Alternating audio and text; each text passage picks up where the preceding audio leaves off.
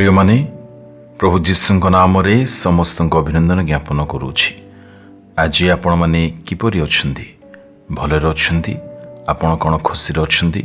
नाही भाई, आम मानक जीवन रे तो आम्हे माने केबे मध्य खुशी रे रहुनाहु। जीवन रे अनेक दुख कष्ट समस्या सहित आमे माने समय निर्वाह अतिवाहित करि आसुछु।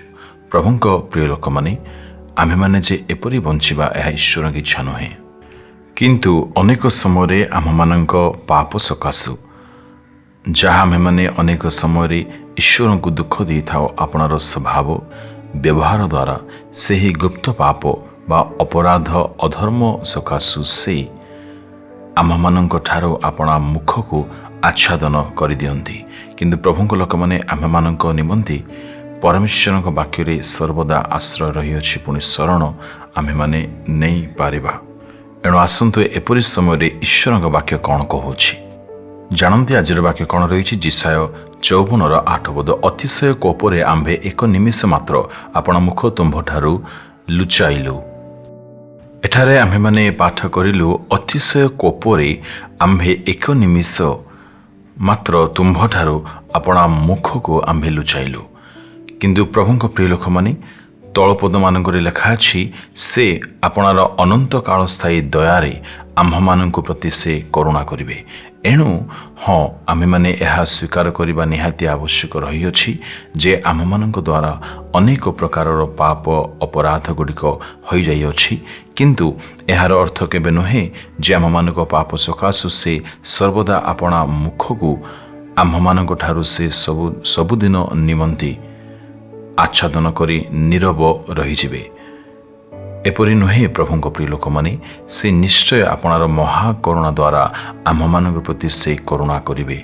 एणु प्रभुंक लोक माने जदि आपण मानक जीवन रे एपरि कौनसी पाप होई अछि, तेबे कौनसी अपराध जदि आपण कर देई अछन्ति, तेबे एही समय को आपण माने ईश्वरक पुत्रक पवित्र रक्त द्वारा धौत हवा निमंती अपना जीवन को संपूर्ण रूपे समर्पण कर दियंतु। ताहांक रक्त रे आज मध्य शक्ति रही ताहा मानक धौत करिवो, परिष्कार करिवो, पुणी आम मानक नूतन स्वभाव जीवन सूची विवेक प्रदान करिवो।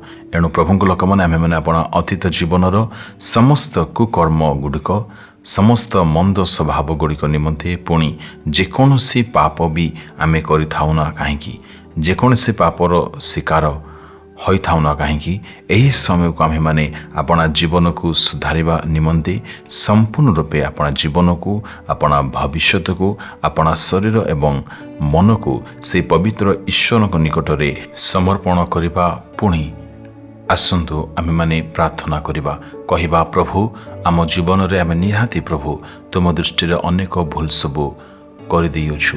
एणु तुम हस्ते आमे समर्पित हेउछु। आम मानक तुमे दया कर, तुम मुख लुचाओ नाही, आम मानक क्षमा करी तुमरी महाकरुणा को अनुभव करिबा पई साहाय्य कर।